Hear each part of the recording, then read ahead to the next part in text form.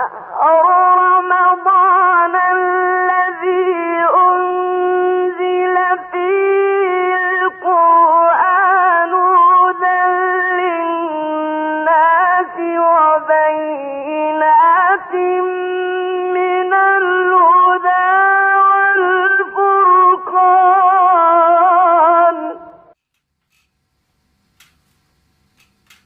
اعوذ باللہ من الشیطان اللعین الرجیم. بسم اللہ الرحمن الرحیم. مبشر موسیقی کے ساتھ آپ موجود ہیں.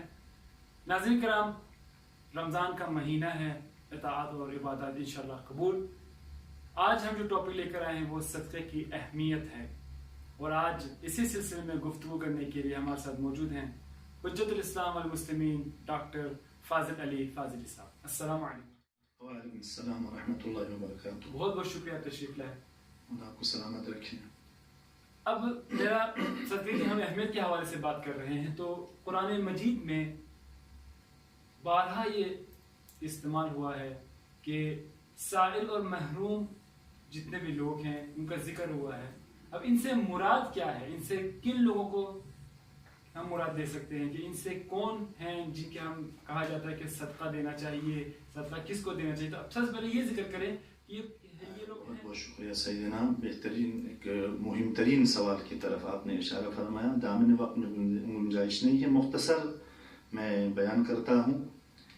قرآن میں مختلف جگہ پہ یہ ذکر ہوا ہے، خصوصاً سورہ معارج آیت نمبر 24 اور 25 میں فرماتے ہیں کہ والذین فی اموالہم حق معلوم للسائل والمحروم.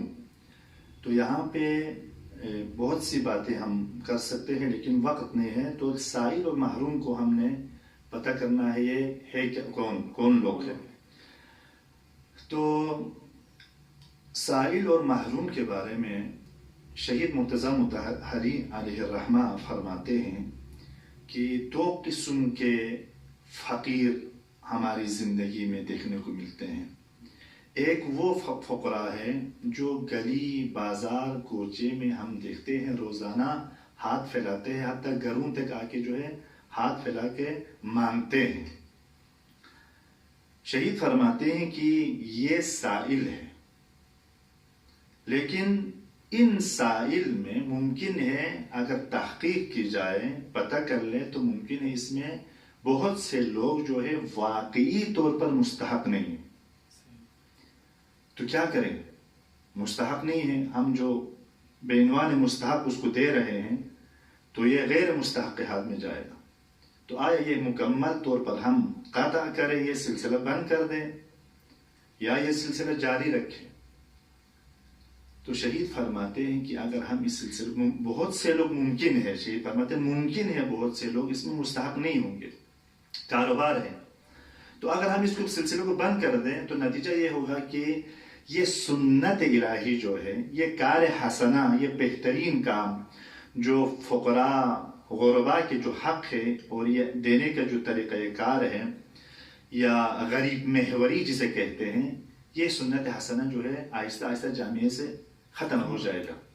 لیکن اس سلسلے کو جاری رکھنا ہے. تو آپ دے دیں انشاءاللہ، ممکن ہے ان میں سے کبھی جو ہے مستحق کے ہاتھ تک بھی پہنچ جائے. البتہ یہ جامعہ کی ذمہ داری ہے تحقیق کرے، مستحق کو جس طرح یہاں پر الحمدللہ ہے ادارہ بنائے، اس ادارے کے تحت تحقیق کرے مستحق ہے یا نہیں ہے اس کے بعد. لیکن یہ سلسلہ رکنا نہیں چاہیے. لیکن ایک گروہ اس کے علاوہ بھی ہے، وہ گروہ اس کی عظمت کو قرآن نے بیان کیا ہے. وہ گروہ کیا ہے؟ وہ محروم ہے. اس آیت کی ایک اور آیت وضاحت کرتی ہے، چونکہ قرآن یفسر بعضہ بعضا، قرآن کی بعض آیات بعض دوسری آیت جو اس کی تفسیر کرتی ہیں.